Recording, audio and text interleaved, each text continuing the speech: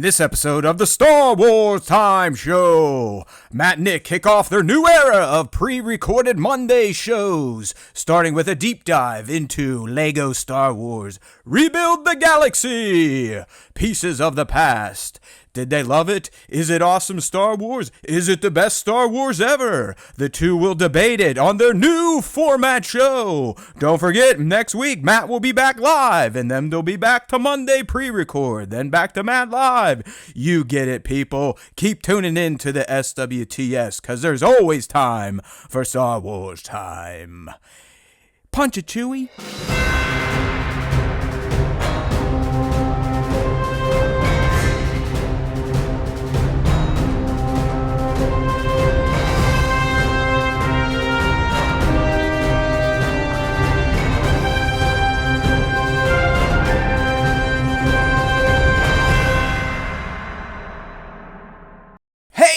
Hello everybody, welcome back to the Star Wars Time Show. We have gone retro, my friends.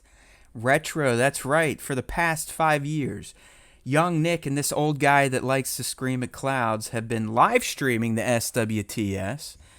Usually on a Wednesday, we started early, 2:30, on a Tuesday at 2:30, Wednesday at 2:30, then went Wednesday at 5, Wednesday at 7.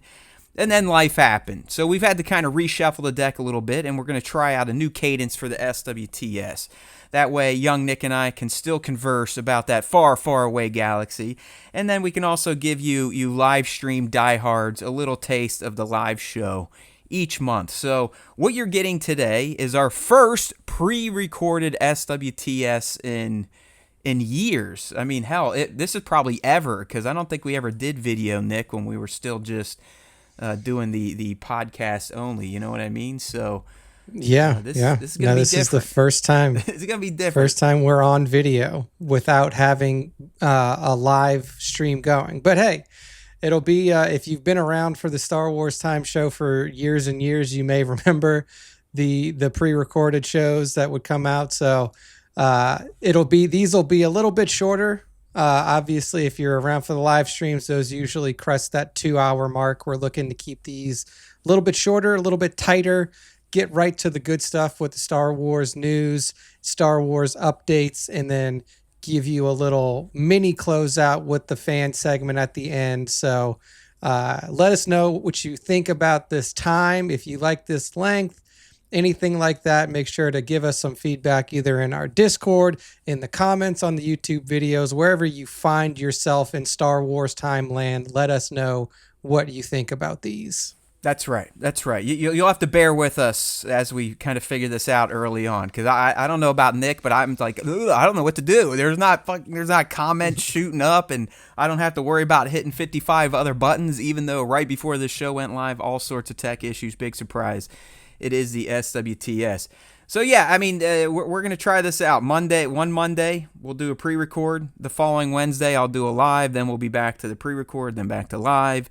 Hopefully you're intelligent enough to get that new cadence, because that's what we're going to give a whirl, at least to end out this season of the SWTS, to wrap 2025. We'll be kind of doing this hybrid version of the show. A little pre-record, a little live.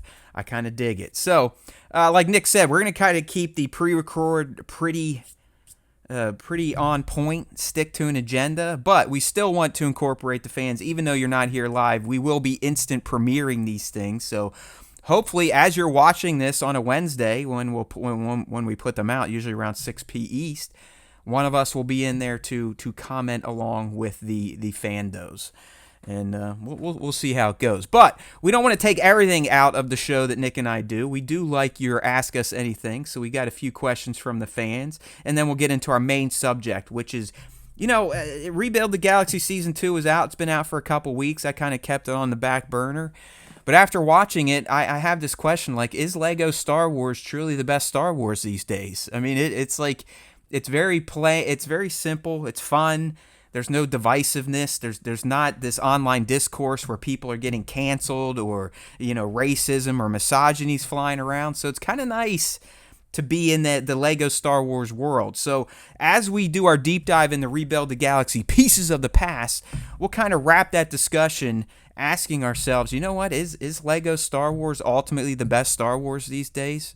You never know. We'll see what young Nick has to say. I mean, Andor Season 2 was pretty damn good, but, caused a little drama out there in the fandom.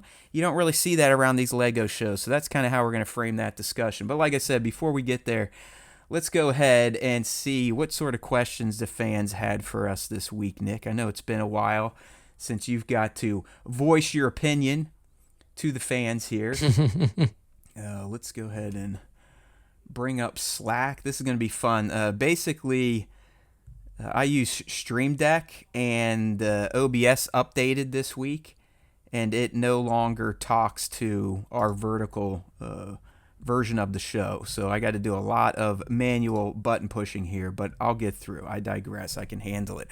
All right, Nick, this one's coming at you from your boy Phil. It's always good to see Phil up in the YouTube. We love you, Phil. You're one of the only people that actually read our posts on YouTube, so kudos to you.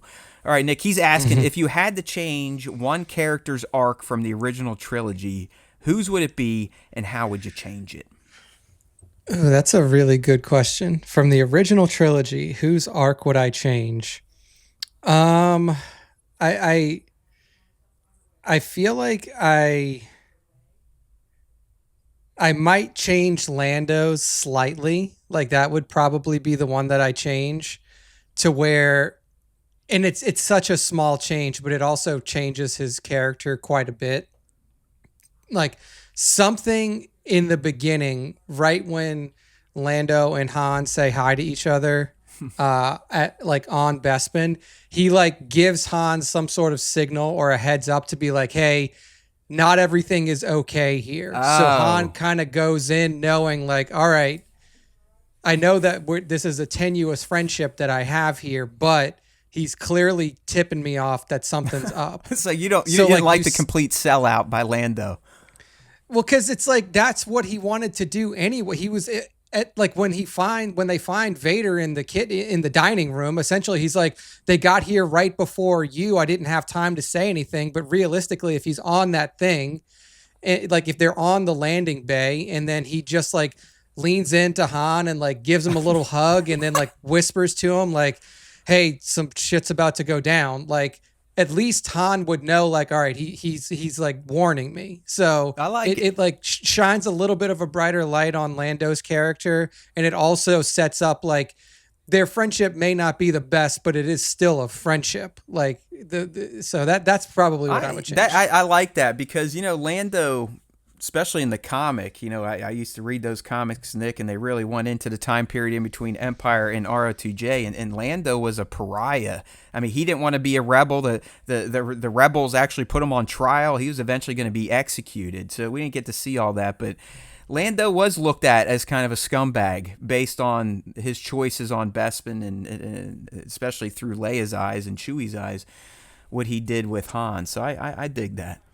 Although we may be talking about the coolest version of Lando that I've seen, the Lando Lorian that debuted in Rebuild the Galaxy. So yes. I love that version of him. And it was voiced by Billy D. He's still going strong. Yep. Getting himself a little bit of a cheese from SAG with Rebuild the Galaxy. All right, Nick, here's who I'm going to go with.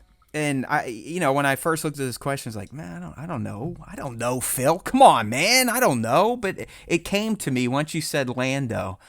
And I don't know why. It's not like Lando's related to this character. I guess it's the first time we saw him as well.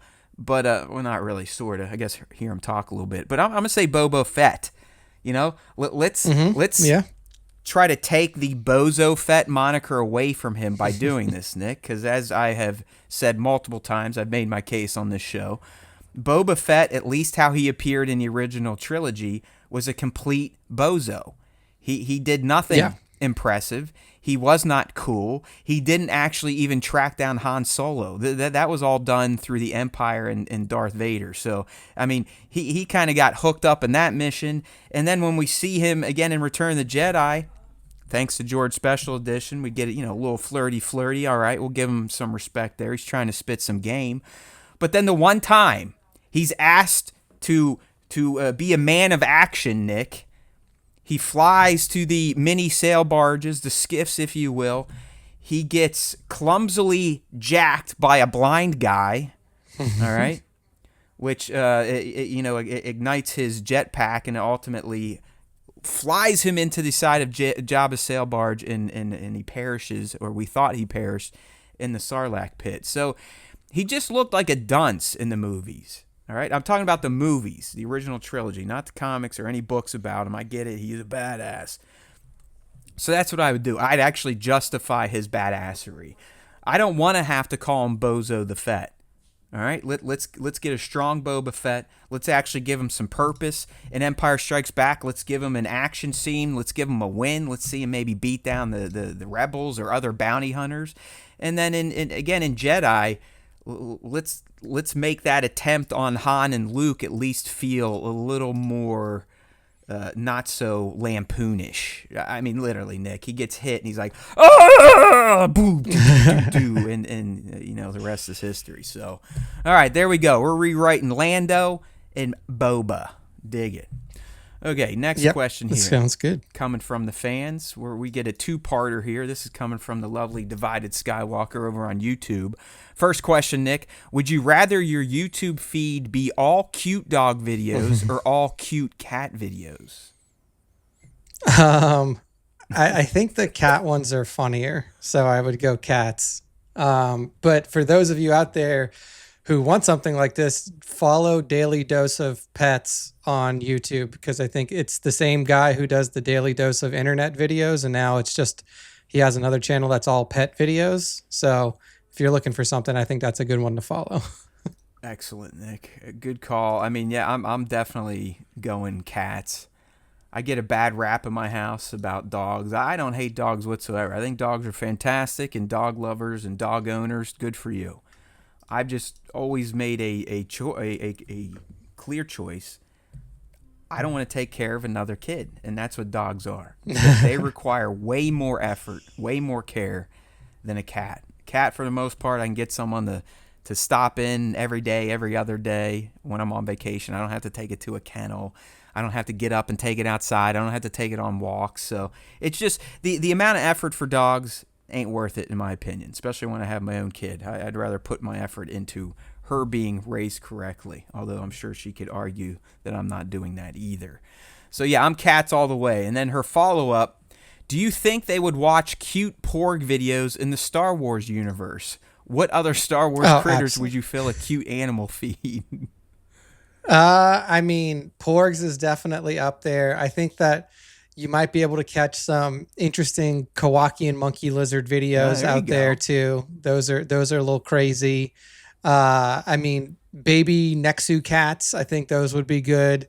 Let's see what else. There's the little ice foxes. That's right, from TLJ. Or like the crystal foxes from TLJ. I think those would do well too. So yeah, I think there's some good ones out there for the cute animal crowd for Star Wars YouTube. Yeah, I mean, you nailed it. I think the only ones I would add would be Ewok babies, even though they're not necessarily pets or critters. They're sentient. They have societies and shit. But some Ewok babies and the Loth cat. I think the Loth cat.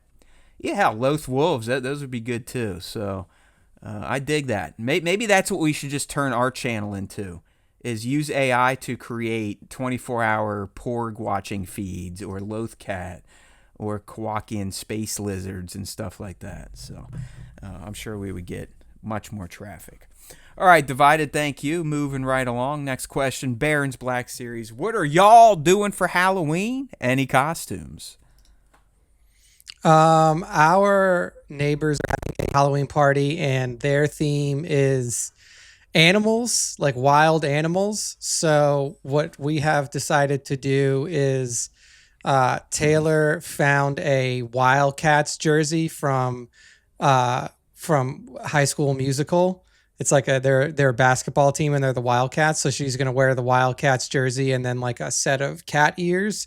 And then I have a Mighty Ducks jersey. So I'm going to wear that, and then I might get like a duck bill or something like that and do that. Quack, quack, quack. Yeah, you two kind of get into the Halloween thing. I know I've discussed this before, and it just makes me look like an angry old short white man, but I'm not the biggest fan of Halloween parties as an adult. I think once you get through college, that stuff should phase out. I don't need an excuse to get all fucked up with other adults. So I don't need a costume. I can just go to the party, hang out, play some games, and drink. I don't really feel like dressing up. But I do have a kid, so I'm not a complete downer. She is going as Harley Quinn this year, and I will be wearing an old Batman hoodie that zips up and actually has the Batman hood you can pull over your face, even though that hood makes you look like slow Batman. So I'm going as slow Batman this year for trick-or-treating. I'll be taking her around the neighborhood. So I don't completely act like a tool. But I don't know. I just can't do it. And I'm not making fun of Nick or anybody. Like, kudos to you all. You're not like me. I guess the lesson here is don't be like me. All right, how's that? All right, I think we got one more to go. Coming from Kramer. Is Star Wars Rebuild the Galaxy worth watching? Well, you'll just have to stay tuned in and find out, because that's where we're headed next. We're going to review. We're going to deep dive it. We're going to break it down. I'll just tell you this. I was pleasantly surprised, especially the way I felt going into this assignment yesterday. I literally waited until the last minute. That should speak volumes about what I was thinking about Lego Star Wars Rebuild the Galaxy. But coming out of it, I'll just say stay tuned. And last one here, thoughts of the Steelers 5 weeks into the regular season. They are who they said they are, okay? I mean, I don't think they have a good win yet. I think they'll do the usual Tomlin shit and they'll pretend like they're good until it matters, and then they won't be good. They'll limp into the playoffs and then get absolutely decimated by a real team. So my feelings have not really changed. Their most recent game in Dublin, Ireland, while cool that it was over there, it gave me nothing. They're playing a Minnesota Vikings team with a backup quarterback, so there's that. Although Nick's team, Spencer Rattler, the first undrafted QB to win a Saints game in history yesterday. So kudos to the first win for the Saints. It doesn't seem like the Kellen Moore era is off to a great start down there. I mean, not surprising for the Saints, honestly. They have their quarterback room is a rookie that they drafted this year and then a quarterback that they got last year. So it's two super young quarterbacks, first-time head coach, first-time coaching staff that's been working together for all of 5 games now. Like, I did not expect this team to do well. So the fact that we got one win is surprising at the very least. He's going for that top 3 pick. You can tell he's ready for like top 3 draft in 26. Yeah, we got no shot at the playoffs, and I'm totally comfortable with that. As long as the young players get to develop and Kellen Moore gets to get his feet under him as a first time head coach, then maybe the future is bright. We'll see. All right, so that's that. Like I said, I don't know if I'm going to continue Ask Us Anything into my Wednesday lives. Maybe I will. Who knows? But always be on the lookout. That's all you need to know. Just follow Star Wars Time Show on YouTube. Hit our Discord. We got an open invite link in the description of this YouTube video. Or Instagram, YouTube, like I said. As long as you're following our little communities, you'll get the prompts. All you got to do is reply to them, and you will make the show. All right, Nick, so let's go ahead and switch things up again. We're going to say goodbye, Slack. Goodbye, Ask Us Anything. And we are coming back to the browser. Man, come on.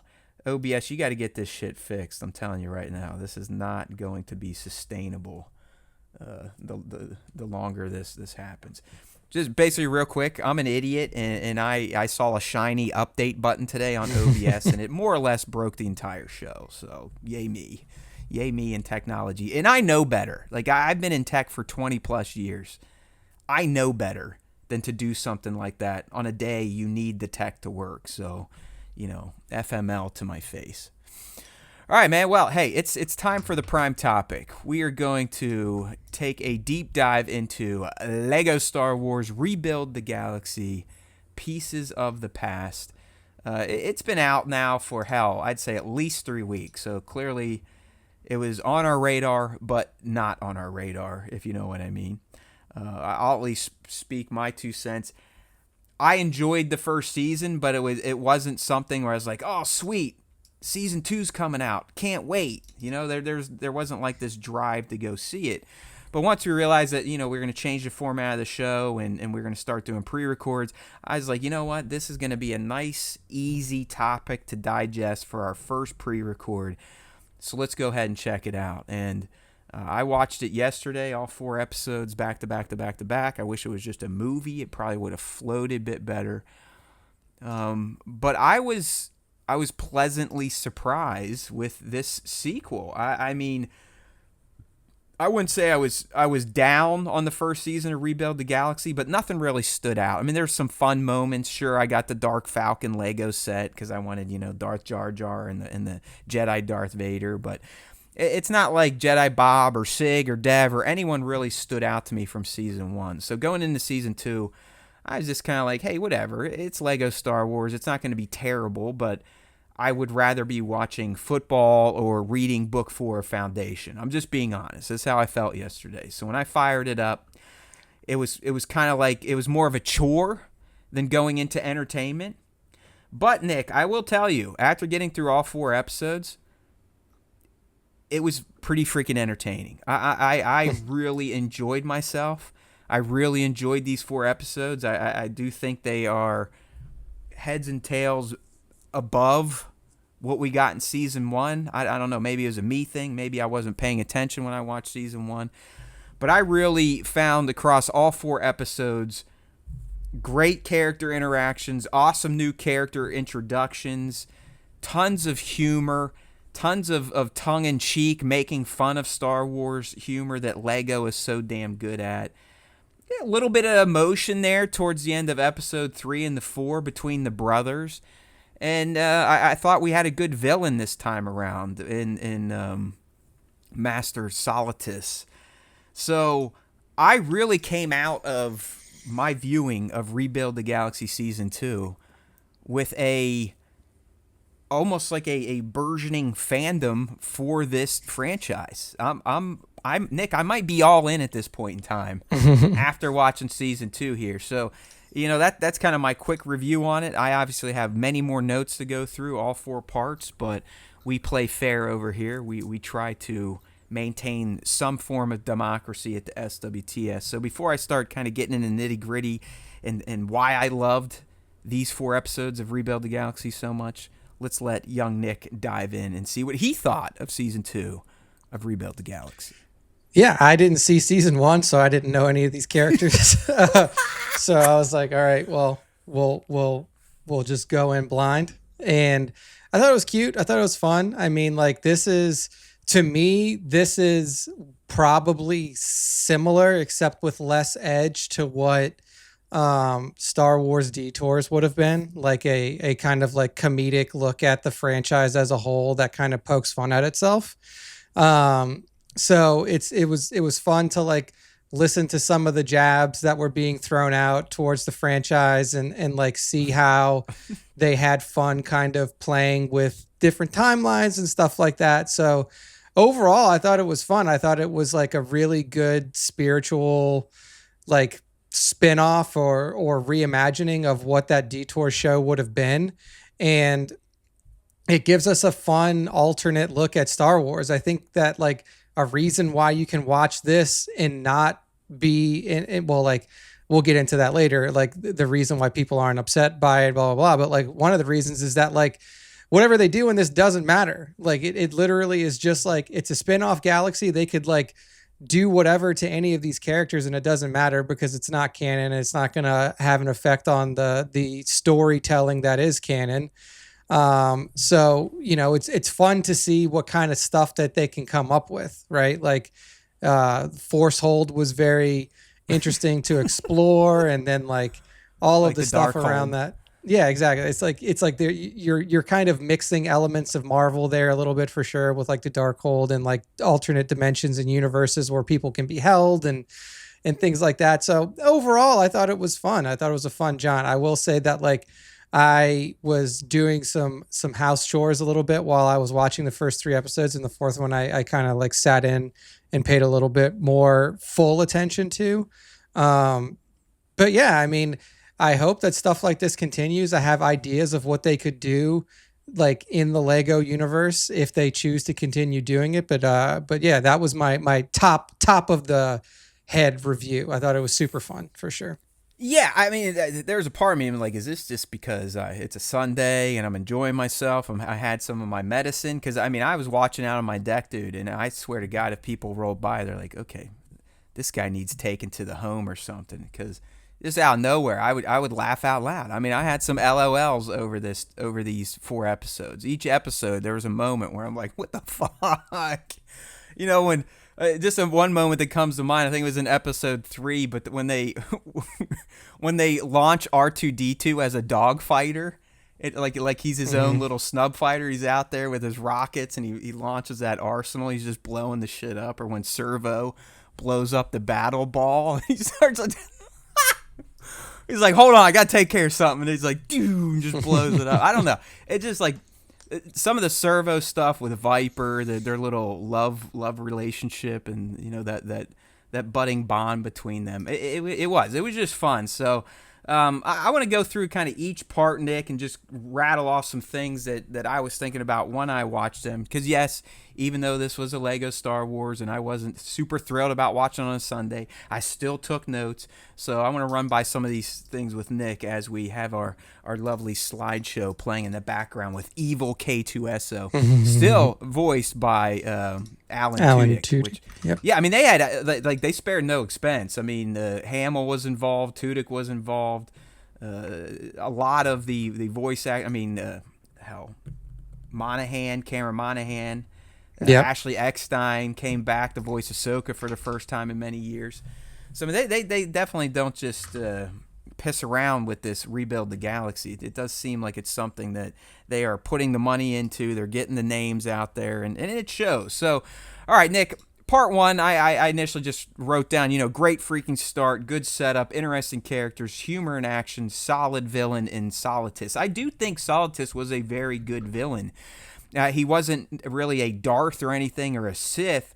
He was just a Jedi Master that went a little sideways, and his Padawan, as we learned, Jedi Bob, pushed him into that Force hold. And, he got a little upset from that. But first thing I wrote down that I love, Nick, is that Asajj Ventress was leading not the Night Sisters, the Day Sisters. The Day Sisters.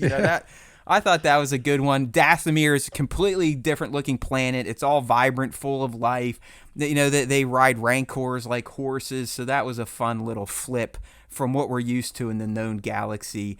And then it goes right into Sig training, very similar to how Luke was training, except instead of carting around Yoda, he had Servo on his back. And I don't know. I love when Jedi Bob's like, oh, look at his little legs. Look at his little legs hanging there, like when Servo's hanging off his back. So again, just humor left and right, unserious but some very serious moments. It's kind of cool with Sig. He's what's known as a Force builder, Nick. So yeah, I liked how during his training he showcased all those classic vehicles. He morphed from an ATTE to a Jedi Starfighter to a Sith Infiltrator, a TIE Advanced. So that's kind of a fun play they're doing there. But one guy I want to just kind of check in on you with is when Baby Yoda shows up. First, I love that they kept calling it a Baby Yoda. So reflected just how we all acted when we saw Grogu first appear in Mando S1 E1. But then the Lando Lorian is revealed and subthermal detonator. I don't know about you, but I loved the Lando Lorian vibe, even though he was a bounty hunter and he was kind of messing with our heroes from Rebuild the Galaxy. I just loved everything about the Lando Lorian. What did you think about this take on both Lando and Mando? Yeah, I thought it was fun. I thought that it gave, again, kind of going in and playing with that universe a little bit. I loved the voice. Like you said, it was Billy D that was doing the voice. I really enjoyed the vibe. Like, it was basically just like he maintained the Lando vibe where he's just he was super cool, chill about everything. He was cool. He was not bothered. So I thought that character was super fun. And then obviously at the end, you see him finally scoop up scoop up little baby Yoda as everything is being sucked into the nether realms, and so the Landalorian ends up saving Grogu anyway, even in this galaxy.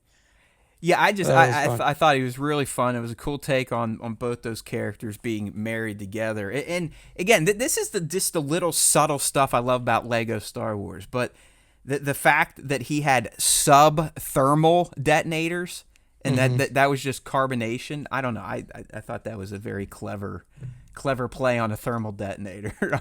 Yeah. Again, I was having fun when I watched these. I was using my meds, so who knows? I think my tolerance for this type of Lego Star Wars buffoonery was very high, and I quite appreciated the level of humor in these episodes. So sticking with episode 1, it was good to see the Sith heads again, and that's what they actually call them, Sith heads. Instead of shitheads.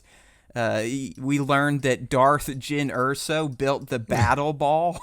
Yep, saw that. Yeah. I was like, Sig's like, yeah, we call that the Death Star in my universe, and they're like, oh, yeah, that actually is a pretty damn good name. But I love that it was still an Erso that helped to craft a deadly moon-sized space station in Rebuild the Galaxy. But what made it better is as soon as the battle ball is introduced, Nick, it's revealed, Darth Kit Fisto reveals, like, oh yeah, by the way, we have no defenses. Yeah. Servo shows up piloting the Dark Falcon by himself, and he's just taking pot shots everywhere, and they're like, oh, we're basically fucked. So that was a fun play on the Death Star and how vulnerable it was, but the battle ball was even more vulnerable. And I love when Servo pauses the mission. He's like, hold on, I got to take care of something, and he proceeds to completely blow it up. So I love that stuff. You know what I really appreciated about the battle ball scenes, Nick, is that they did that cutaway and eventually it more or less portrayed the Lego Death Star and how they look. Like, if I have one of the Lego Death Stars, and it's you can see the ball on one side, but on the other it's just a cutaway. So I kind of like that hijinks they did there when they had the chase scene in the battle ball, and it showed them going to all the different rooms you can build. Yeah. I was reminded that Akbar is all the clones. That's something you missed in season 1. Like, Akbar is literally the clone army. It's just a bunch of clones of Akbar. Nice. So that's why you saw them in there playing Sabacc or whatever. And last but not least, at least if you're in the Rebuild the Galaxy, we did get a little bit of lore reveal at the end, and we learned that Solitus was Jedi Bob's master. So that was a kind of an interesting twist there on part 1. So part 2, again, I was like, this is a great follow-up, good overall storyline, had the action and humor again, fun new character introductions, and I have to say, man, Block Ahsoka is hilarious to me.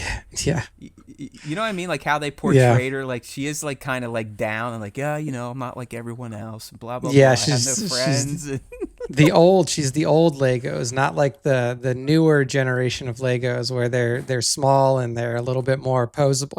I have it. I have the block Ahsoka.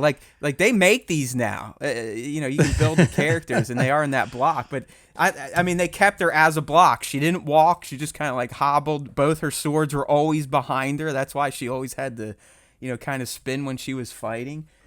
But it was just comical to see the block Ahsoka interacting with everyone else, because she was kind of like a giant, and it, at least to me, it kind of felt like they were treating her with kid gloves, like, oh yeah, she's the leader, don't upset her, she knows she's different. It was kind of that treatment towards block Ahsoka. So you get fun new characters like that in each episode. So again, lore right at the start of part 2. What do we get? We get the backstory of how Jedi Bob and Solitus first kind of figured out the Force hold, and how Solitus got himself banished to there. So, for a silly series like this, the fact that they're weaving in lore is, I don't know, it's interesting. What'd you think about Lieutenant K2? Did you like that they made K2 Solitus's number 2, or would you prefer him in some other role? I mean, yeah, I mean, it makes sense. Like it's one of the characters that people are most familiar with. it was obviously they're doing a big flip flop with where everybody is sitting on their alignment side. I mean, we had dark side Obi-Wan Kenobi as well. I thought that having K2 as the right hand droid to Solidus was interesting too, because it goes against everything that like Palpatine would have really stood for in the in the Galactic Empire that he ran. He's like, droids were nothing more than just like pieces of scrap, or like just like, forced labor droids. So to have one that's at Solidus's right hand was pretty interesting, and he was pretty funny. And then obviously as we get further along in it, we get to a point where we see K2's true form, the bigger form towards the end. And so yeah, I like that every character you saw throughout these 4 parts in Rebuild the Galaxy Season 2 is based on an actual set. Like what Nick is saying, when he becomes, Mecha K2, there is a nice big tall K2 you can build that looks just like it. Just like Godzilla Chewbacca, there's a set that you can build that looks just like that when you have this monster Chewbacca. So, in part 2, I loved the little ditty with Maul and Kuil on that ice planet where, they're like partners, and Maul's been made an administrator of a planet, yet he sings, dun, dun, dun, dun, dun, dun, dun, like every time he talks, he sings to Duel of the Fates, which is always interesting. Getting Jackson was pretty cool. Jackson the Rabbit, and the fact that he was voiced by, I believe, Ben Schwartz just made sense. I think Ben Schwartz, his demeanor, the way he delivers lines, made sense for a bounty hunting, swashbuckling space bunny. So it was cool to see Jackson. Like I said, we got Mega Chewie in there, and this is where Block Ahsoka appears for the first time in Rebuild the Galaxy. I'm not gonna lie, Nick, I love Rosario, but in the end, Ashley Eckstein is Ahsoka. So it was really nice. It was comforting to kind of hear her voice again, even if it was coming from a blocky, unwanted version of the character. You know what I mean?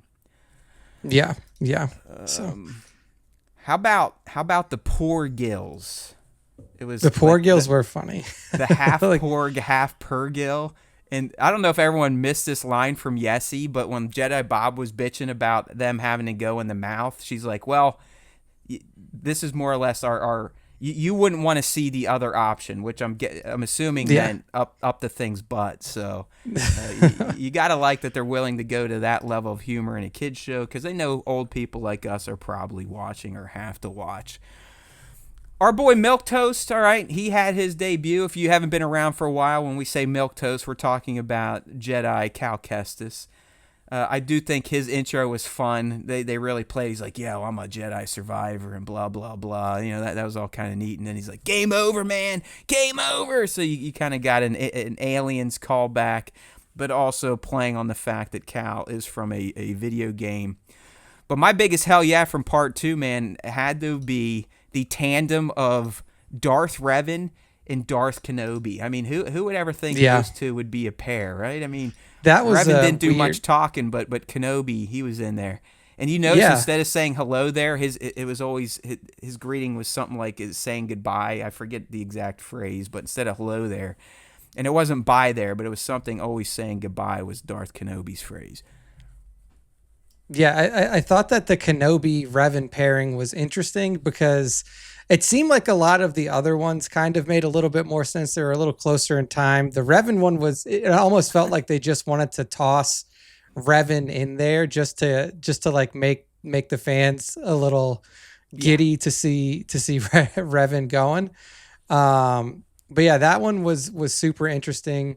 I like the Kenobi, like you said, the Kenobi setup was fun. Revan basically just standing there looking intimidating and cool like Revan. So yeah, I enjoyed that duo. I liked at the end how Kenobi gets sucked up into the void, and you don't get to see him again. But yeah, that one was one that was a little bit more off the, like, typically what you wouldn't see. I would say is like typically you wouldn't see that style of stuff. it would have been a banger, but maybe too deep of a cut if they threw Malik in there. You know what I mean? It would have been nice Yeah, to see that those one two would have been together. tough. Yeah, that one definitely would have been tough.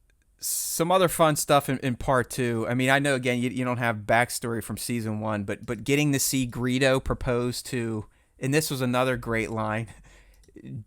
Would they call it?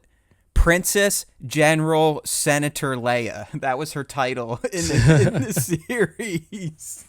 So I thought that was hilarious. But yeah, I mean, Greedo is her beau in Rebuild the Galaxy, at least that version of the galaxy. It's Greedo, not Han, that gets Leia's love. So it was fun seeing all the alt Jedi, who are probably my favorite characters in Rebuild the Galaxy. It does not get any better than the alt Jedi Council because it's mostly all villains.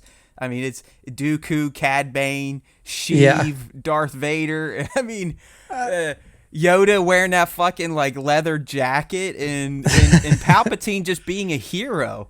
But the one thing I love the most about Palpatine, Nick, is every time he would do the jump spin, they put in that guttural growl from Revenge of the Sith where he's like, yeah, that was great. They know the meme. They understand what was going on there. So yeah, it was fun to see that.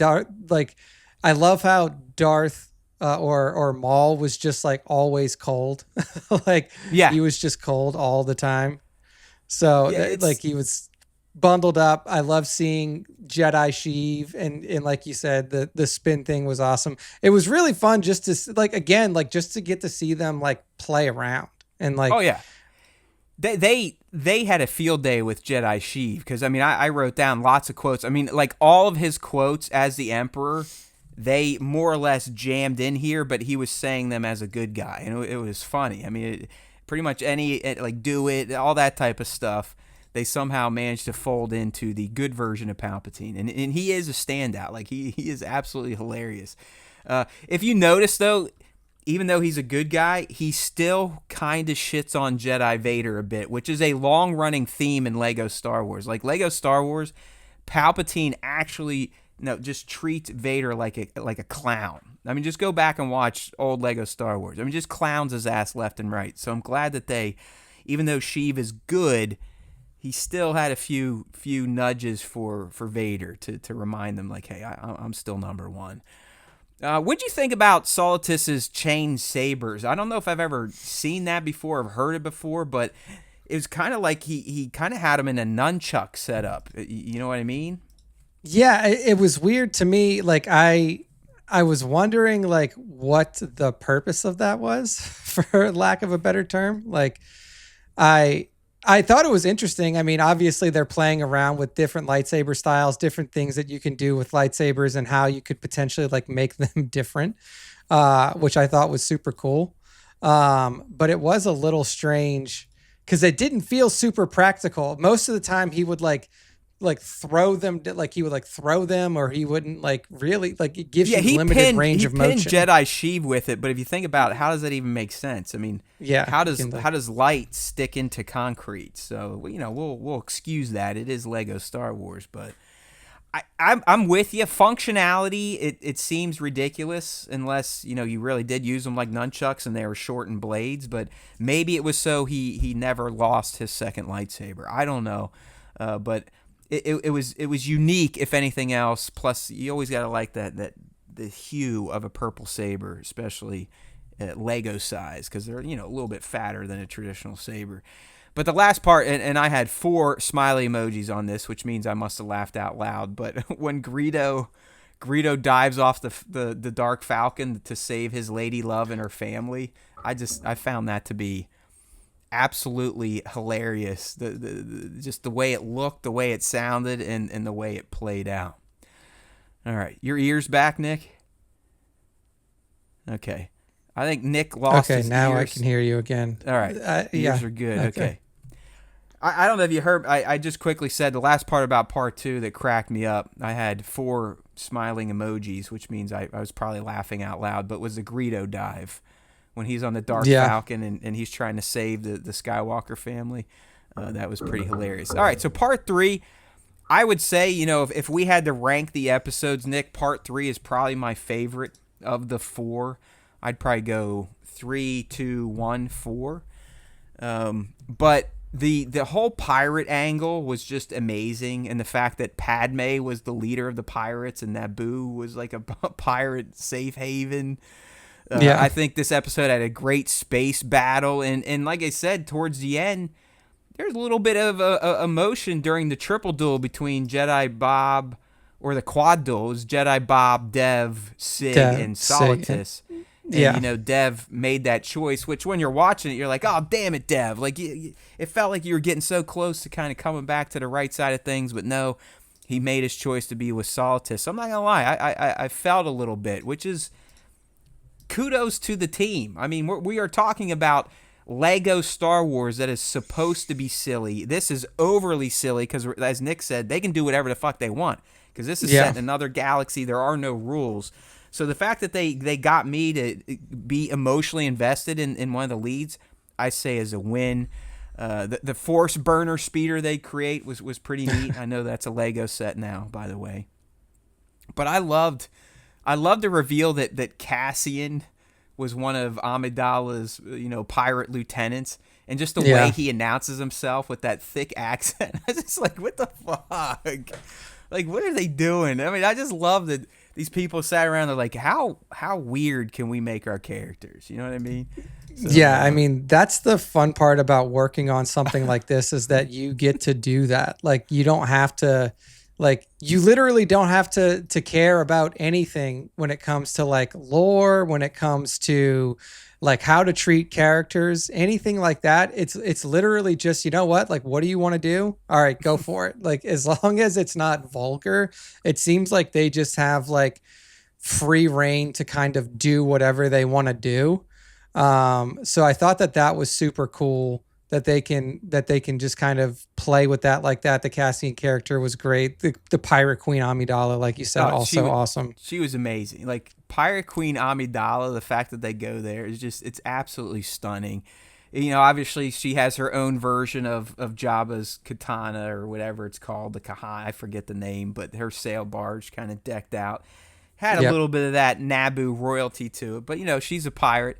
The best to me was the reveal of Pegleg R2. It was like, come on. I mean, we learned last year that C-3PO was a bounty hunter. That's why he has the red eyes and that gold. His ship is the gold Naboo starfighter, but or Padme's cruiser.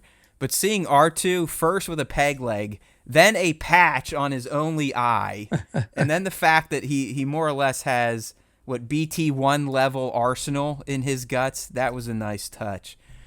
But Nick, I think the funniest thing in part 3 to me was the idea and the visuals of the Snoke pit. All right, that was hilarious. Pit. It was a Snoke pit, and they're like, what the fuck is this? She's like, I don't know. We just found a bunch of Snokes, and they're like, Snoke really doesn't even matter. And they just put him in a fucking pit. Yeah.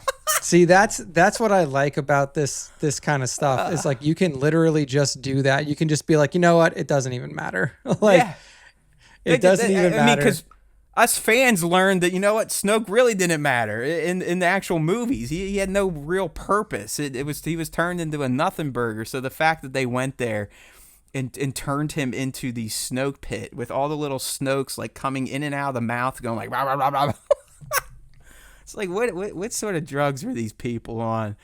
Of course, they did the nod to the, Return of the Jedi, push him in part, the dun, but it just kept going. It's like, it's kind of like to me, Nick, this stuff feels very Monty Python.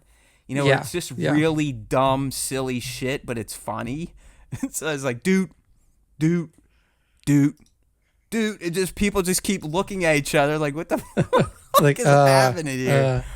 All right. Then another fun callback in part 3, Nick. We have the droids C-3PO and R2, and they've got servo, and they're trying to burn his feet, just like 8D8 from Return of the Jedi. How about Padme? I love this part. Padme, she's her 2 kids return. She hasn't seen them. She goes right to Leia, and she's like, you know what? I like you. I see me in you. And then she goes to Luke. She's like, I see Anakin in I you. could More or see less like Anakin in you. you're a douchebag. She's like, it's not your fault. Yeah, it's like you just have more of your dad in you, which Yeah. is probably a bad thing. I love it. Yeah, she's like, Leia, you turned out all right. This guy, he's a douche. So it was just kind of silly. Again, creating the BB wing, and there's an actual BB-8 in the call sign when they're out there doing their attack. It's like, come on. It's just so like moronic, but it works. You know what I mean? Like, Yeah. I love that type of humor. And I've said this before. Like, I just love stupid humor. It doesn't have to be dark. It doesn't have to be overly vulgar. Just like dumb shit. Dumb gimmicks like dun, dun, dun, dun. And just continuing it. I don't know. I mean, I don't know what that says about me, but I love all that stuff. But what also, like I said, the way the emotions kind of paid off in episode 3, you could start to feel, Nick, that Brother Dev was starting to soften. So, when he does do the betrayal, which we learned in part 4 was all part of a long game, it kind of hit. For me, I was invested at that point. I was like, no, don't do it, Dev, don't do it. And he did it. So I like that. But I think it was earned. They showed Dev starting to soften and kind of understand, like, you know what, maybe I could be trained by Bob, and maybe my brother is right. So even though this is very silly, very moronic, if you will, they did kind of weave some heart into Rebuild the Galaxy Season 2. Yeah. Yeah.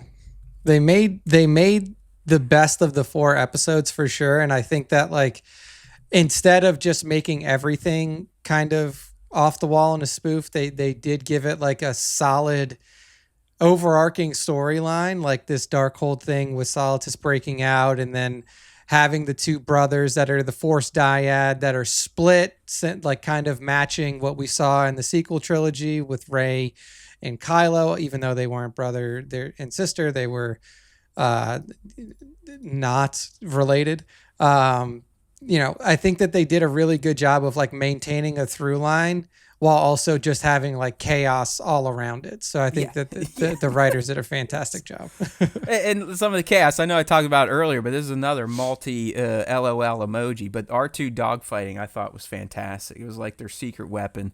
Sent him out there, and he's just flying through, blasting the shit out of Solitus's forces.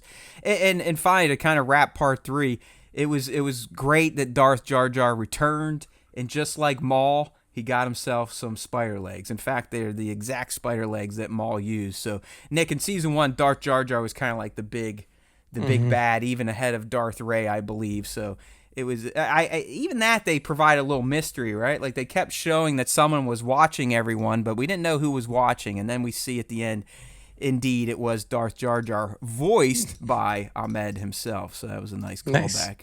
So moving on to the finale episode here, I thought it was a great finish. It was a solid finish. We had a hopeful message of redemption at the end through Dev, kind of joining forces with Sig and accepting Jedi Bob, Master or Alpha, whatever his name is, as his trainer. I didn't think the finale was the best of the 4, but it provided a good ending for this second season. And ultimately, all 4 of these episodes, as I said in my mini review, definitely led me down the path of this season was way better than the first one. I really enjoyed it. I mean, again, the Princess General, Senator Leia, stuff like that. It's dumb as shit, but funny as hell. Neil!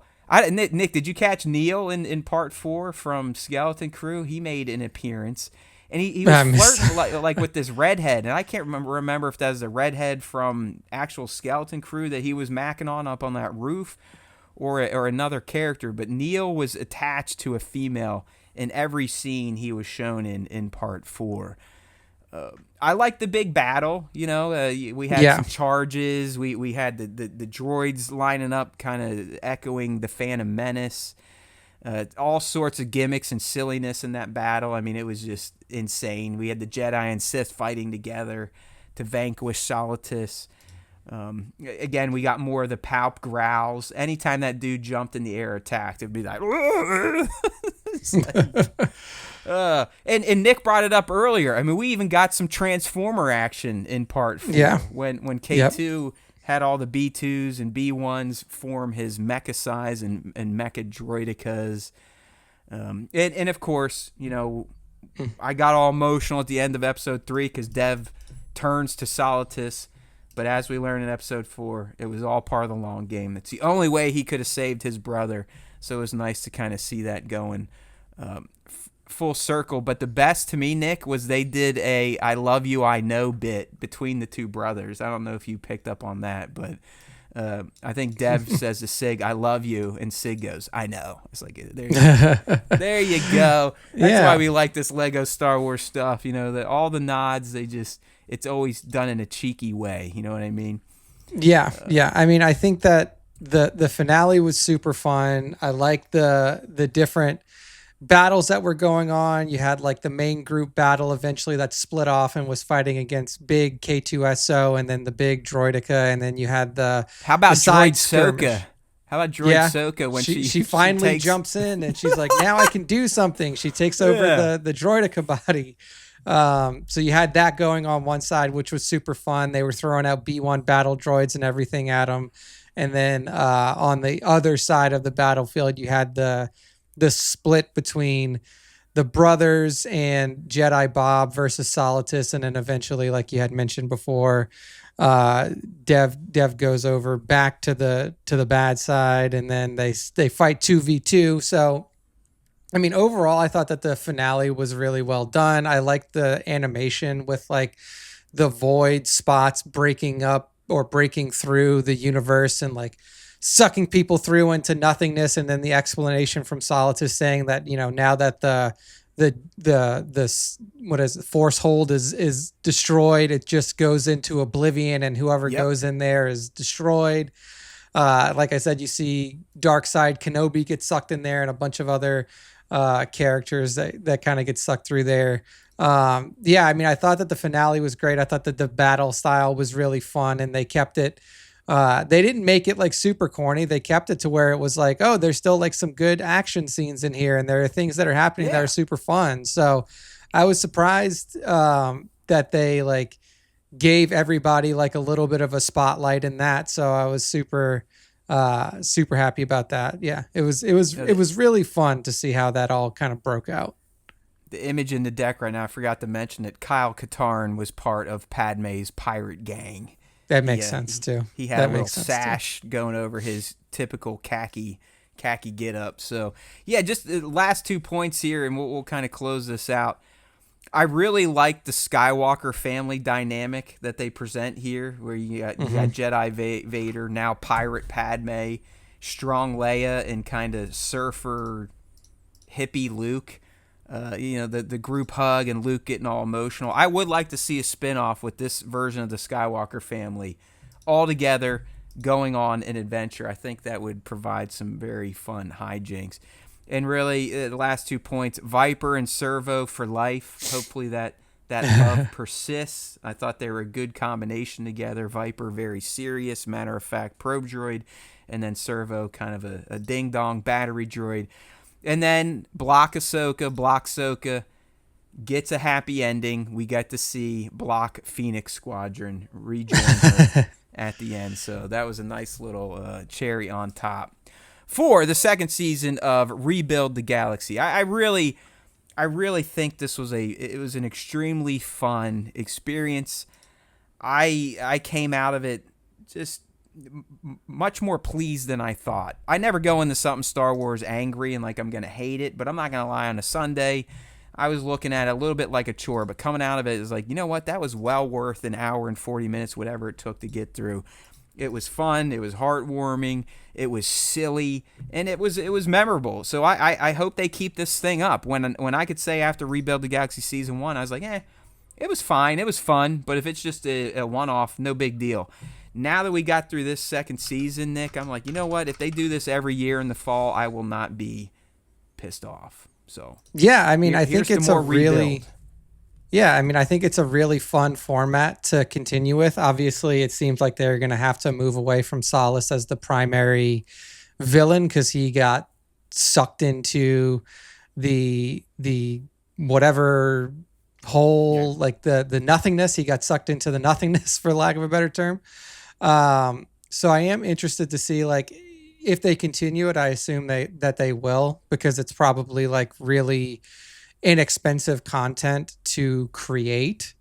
And I think that I had mentioned before that I think that there's a really good, um, I think that there's a really good opportunity for them to kind of like expand this a little bit. And what would be fun if they wanted to do it, or like wanted to do something other than just like, what has essentially kind of turned into like the flip side of the galaxy, is like tell some legends tales there, like use that to tell some of the legends tales that people are already familiar with. I think that that could be a really fun way to tell those stories that people had already attached themselves to, and then do it in a way where it's like we've already established that this particular medium isn't canon and nothing in here affects what's going on in like the real galaxy. So it could be a fun way to explore that side of things.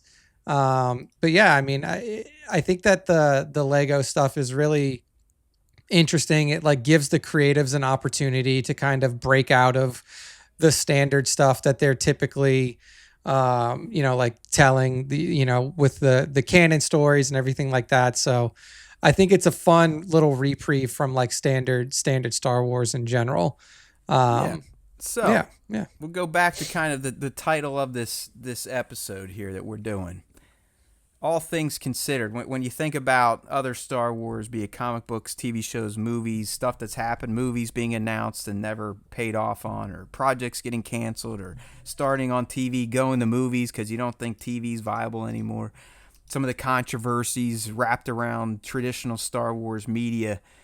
Can we say, I mean, is Lego Star Wars actually the best kind of Star Wars right now, or do you still prefer the the grittiness of an Andor, or going to watch a movie in theaters with actual humans playing the characters we know and love? Or do you kind of like that this is, as you said, the unseriousness of it, the fact that they can kind of play around, canon really doesn't matter. It is going to be a more fun experience, but is it lacking some of the other things that you love about Star Wars? And it was made you, silly enough to do a dumb show like this with me for over 10 years.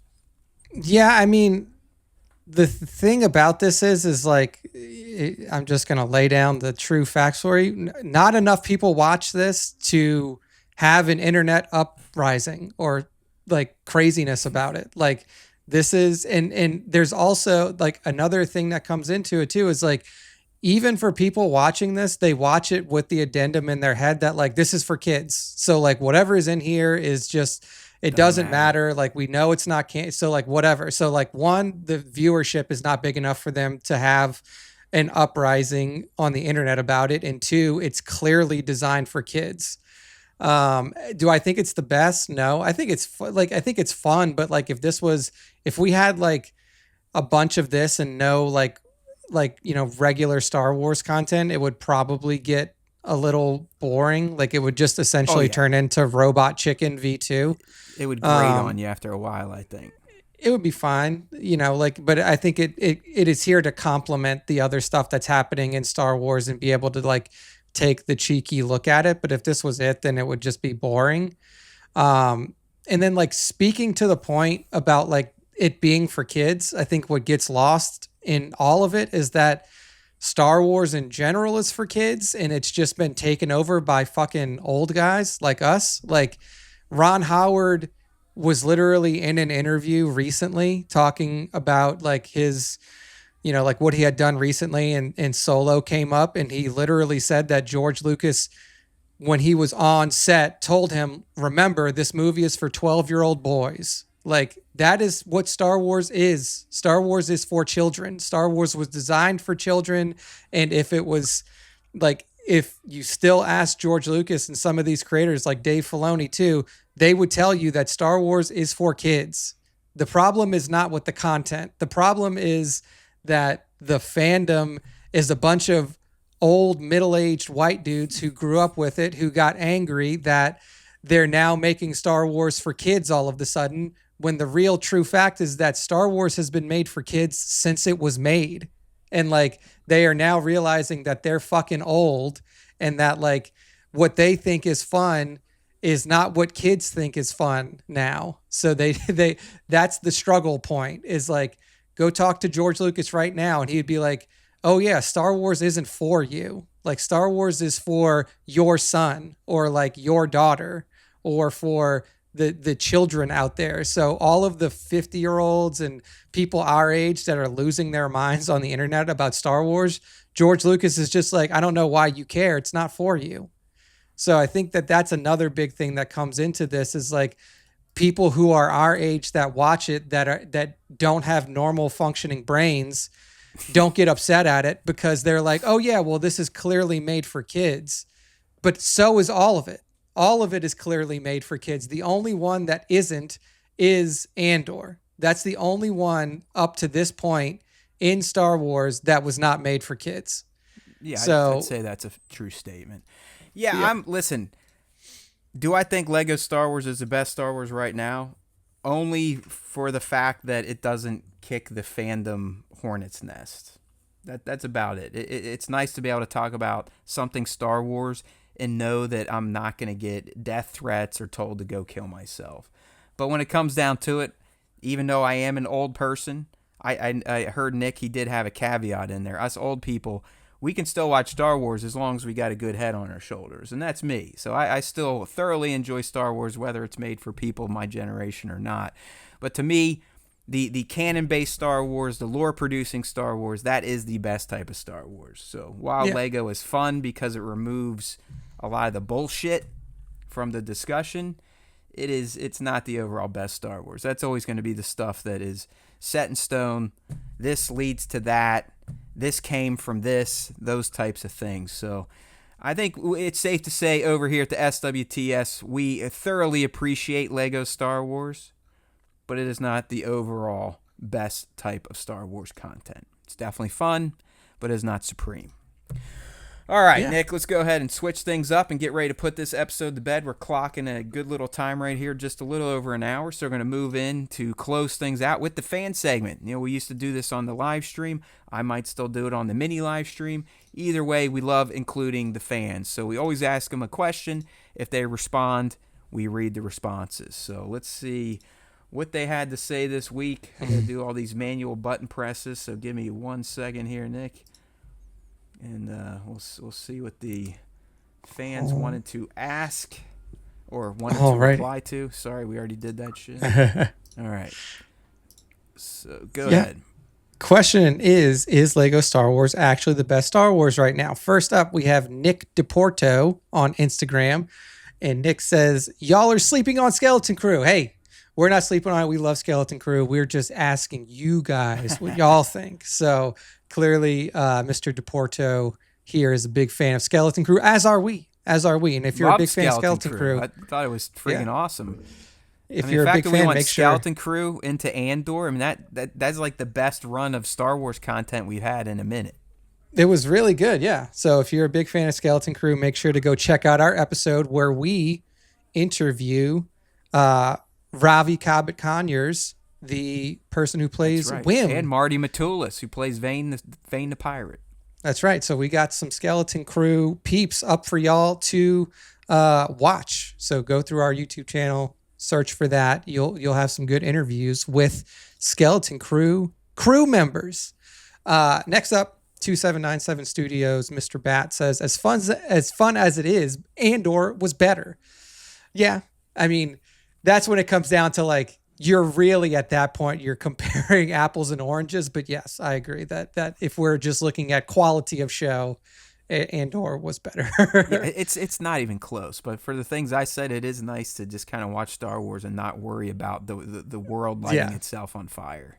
Exactly. It's like now what is somebody going to be mad about from this is constantly what people have to ask about in Star Wars land. Solitus was green. He should have been yellow. Yeah, I can't believe that. Divided Skywalker says, I haven't watched the new season yet, but I really enjoyed the first. So yes, Divided, go make sure to watch it. It's fun. It's a fun little romp through a fake galaxy, as is all Star Wars.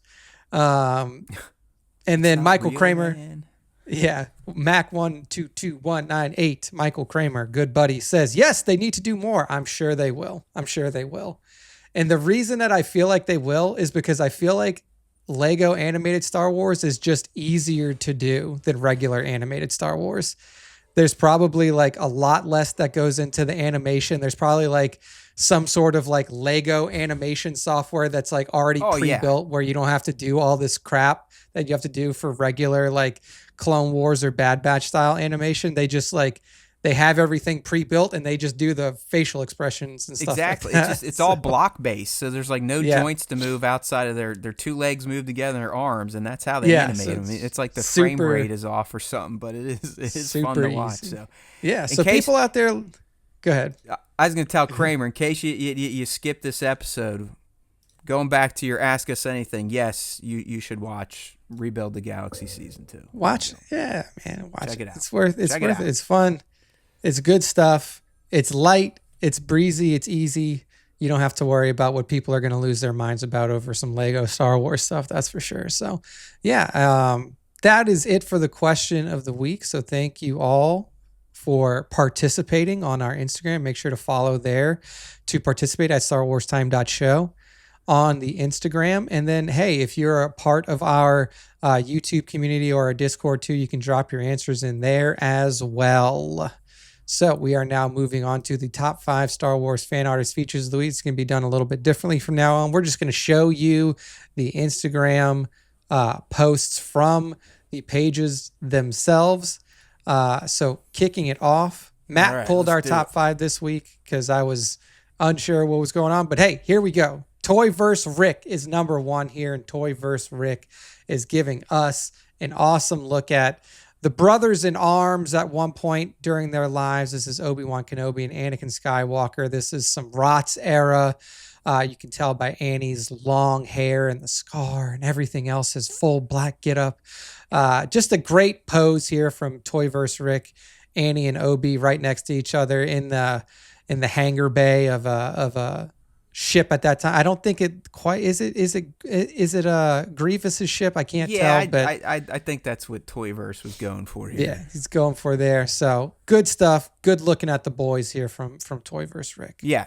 Toyverse Rick on Instagram. It just, I mean, these figures, lots of photos coming out. I think they're brand new, and they are a most definite improvement upon the original Black Series version, because Kenobi looked like he huffed paint, and Anakin looked like he sniffed gas. So they look much better this time around. Toyverse Rick on Instagram. Up next, we got Sunset Doom, and Sunset Doom is giving us an awesome shot here, again from the Clone Wars era, prequel era. We have Snips, we have Sky Guy, we got Rex, and then we got some of the other 501st hanging out there. And it's the boys out in the field, boys and girls out in the field. They're clearly doing some sort of reconnaissance mission, it looks. And Snips is talking to Rex to get everybody lined up, get the info that they need to do whatever it is that they need to do on this mission. I love the background here. I don't know. I mean, this seems like it's all practical. I don't know if Sunset Doom is using a different image for the background with those awesome big ass pine trees and cliffs in the background. Yeah. But I mean, this is just an awesome, like, grounded in the real world shot here for sure. Yeah, I don't know. I really like the forced perspective of how you got Anakin up there front and to the right, at least looking at the image, and then you got Ahsoka back there with the 501. We got Phase 1 Rex. You got some BARC troopers. It's a crispy shot, as we like to say. I dig it, and I agree. I'm pretty sure Sunset lives down south, like in Florida, so I'm not sure how they work this, or if they're on a trip. Either way, good looking stuff. Sunset_Doom on Instagram. And next one. Next up, we got 850 Sith Lord, and 850 Sith Lord is showing us an awesome shot of what may go down in the galaxy far, far away. Who knows? We see a predator taking on Ewoks on Endor, clearly, because Ewoks have, as far as we know in the canon galaxy, have not made their way off of. Yeah, they don't leave except off for of Chief Endor. Matlu. All right, that's right. Only one. So we see Wicket, we see Paplu, and then is that who's the Might be low who's the gray at the top. yeah, I say Low Gray is the one. I think it might be Low Gray, one of the other chiefs out there, or something, one of the higher ranking members of the Ewoks. They're all fighting together to take down this predator, and I don't know. They got I his don't mask know. knocked off at least. You see He that? did, yeah. They got his targeting reticule off, so he can't target as easily with his shoulder cannon. You can see that he's just using a simple axe as well. So it's I don't quite consider it an even fight, but we know what the Ewoks can do, even in situations where they're counted out and down. So maybe they come out victorious and are able to capture. I was going to say, Nick, how many here. Ewoks to take down a Yautja or a predator?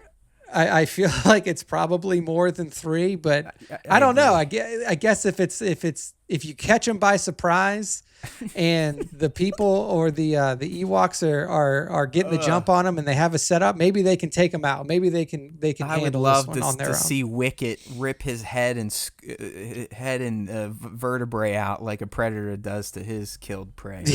Exactly. Yeah. Digging this from 850 Sith Lord, all one handle on Instagram. That is right. Next one.